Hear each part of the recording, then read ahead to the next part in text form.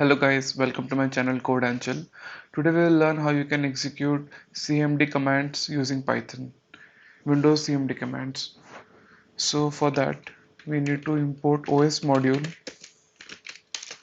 and after importing you have to use os.system and provide that with any command prompt commands that you want to execute, CMD commands like ping, assoc or any kind of commands. So first of all let me show you a command called ping, which is used to ping target systems if they to check if they are up or not.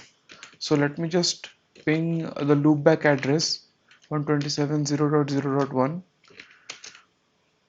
As you can see, it is pinging the given IP address with 32 bytes of data, and this is just directly pinging the address, and we will do the same thing using os.system command. So let's ping that IP address. Let's save it and run.